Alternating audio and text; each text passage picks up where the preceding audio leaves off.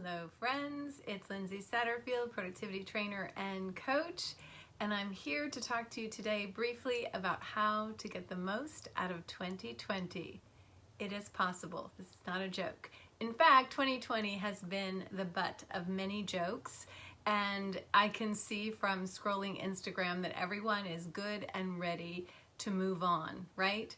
But I want to talk to you today about how to extract the value from 2020 so that we carry it into 2021 and are starting stronger. We don't want to leave, the way I like to think of it is we don't want to leave money on the table, right? We never want to leave money on the table.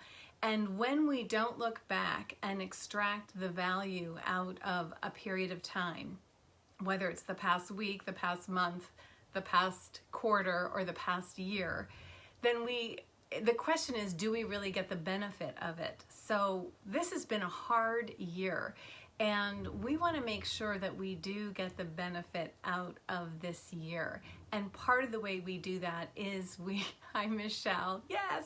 Part of the way we do that is that we actually intentionally extract it. And this is really a mindset practice because, 2020 has felt a lot like we've been out of control, that we've lost so much control. And yet, the thing we do have control over is our mindset and our perspective about things, how we see. And so that takes a little bit of effort. It doesn't take much effort to just feel bad. It doesn't take much effort to feel doom and gloom. Those things are natural to us. They're part of our wiring. We have this thing called negativity bias that zeroes in on every threat, every challenge, and that served us well over the eons of our existence. But when we do that and to the exclusion of looking for what is the value, what can I extract that's valuable, then we really miss out. So let's just talk about how we can simply look back at the past year and extract value. It's sort of like that quote, if a tree falls in the woods or forest or something and no one is there to hear it, does it make a sound? If you are not there to really look at what value is in this past year, you likely won't get it. You likely won't have it. So let's get something out of this past year. So let's get the value. Let's pull out the value. And let's see.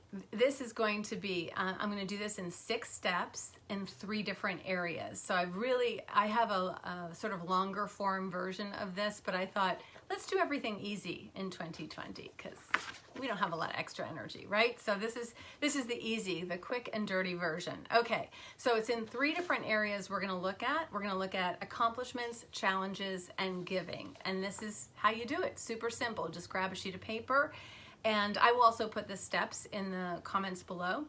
The first is create a list of all the things that you accomplished or made progress on. So you wanna start, first of all, considering, did you set any goals for this year? Were there any goals? Can you remember them? So pull out that dusty old sheet and see if you have any goals. What goals did you have for this year? Where are you? And here's the key. Count everything. Count all progress.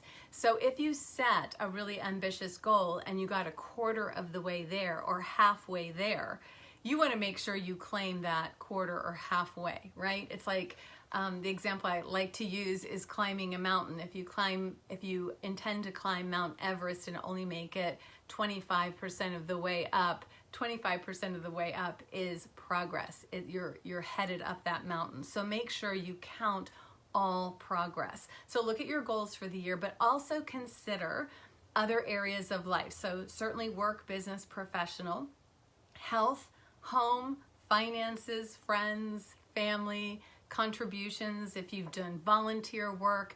So just take a little scan of life and look at any progress or accomplishments that you made. So that's the first list.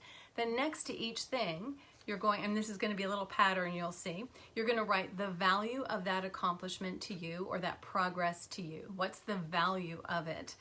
And what you learned through the process. And that includes insight and perspective. So what you learned through each of those things you made progress on. What did you learn? And that includes insight and perspective, skill, and knowledge.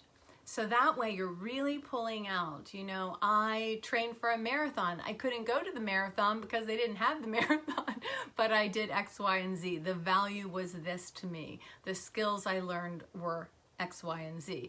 And this is important to do that second part because it's not just that I did something. It's not just the outcome. It is what it represents to you, what it means to you. And also what you've learned through the process. So that's the first one is accomplishments. So this is a list of all the things you accomplished or made progress on, and then you're going to look at the value of each and what you learned from each.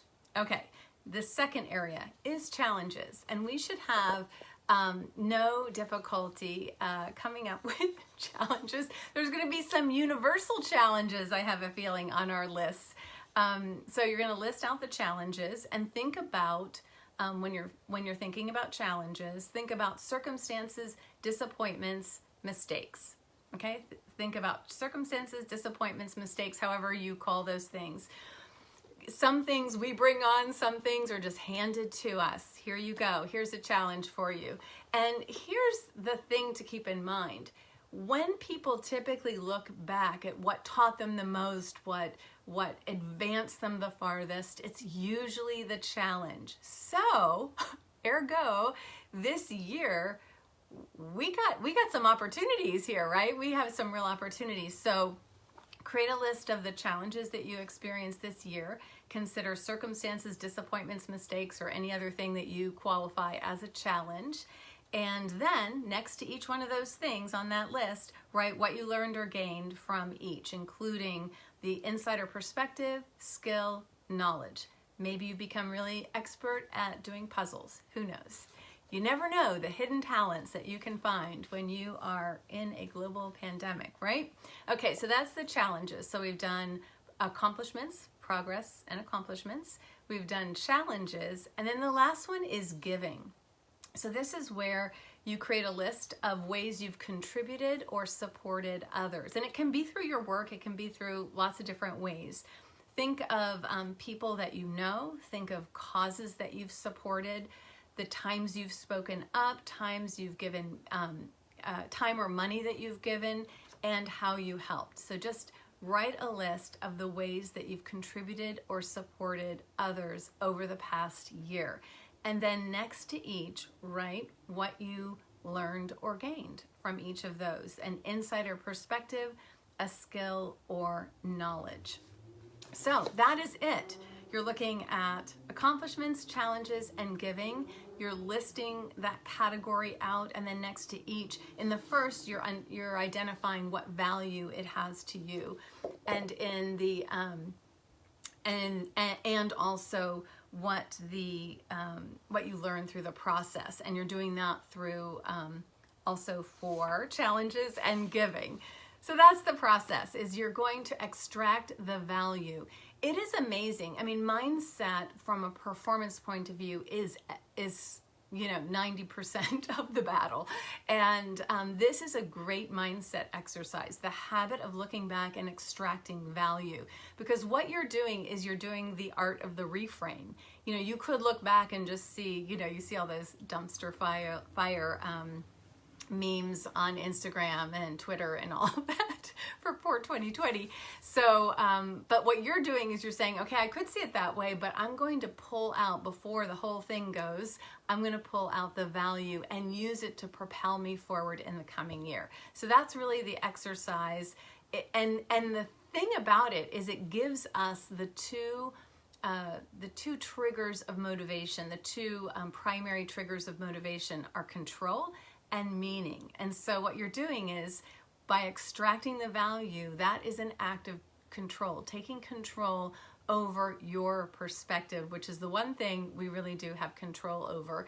And then the other is you're investing it with meaning. You're investing a challenging time, a difficult year with meaning. Now, I do want to just say, as a side note to this, if lots of people have gone through incredible loss and suffering during this year, and many people have lost people very dear to them and may be going through a grieving process. So this is not about that part of it. If this is useful, if you're in a grieving process and this is useful, great. But sometimes, or often, those processes need their own time frame, their own natural unfolding. So this is, if you've gone through a loss of someone that you care about, this may or may not be for you. And if you have not, definitely go back and look at this last year and see how you can really pull the value out of it. So that's what I wanted to come on here and talk to you about today. And I also want to let you know that soon, the week of January 11th, we will be starting up the third annual Power Start program. It's a 3-month program designed to help you make significant progress on your goals for the year. And it has been super gratifying to see what the folks that started in the program in 2020, what they've accomplished during a really challenging year. Amazing things that they've done. So it's a way to start a set of habits, get a real head start, a jump start on your goals, so that you don't, you know the statistics. I don't need to tell you when you have goals at the beginning of the year and by mid-January we've forgotten them. So this is a way to really keep that focus and build some momentum at the beginning of the year. So if you'd like to join us, I'll put a link below so you can learn about it and see if it's for you. So I hope you have a great rest of your week, and I will see you here next week before we step into a new year.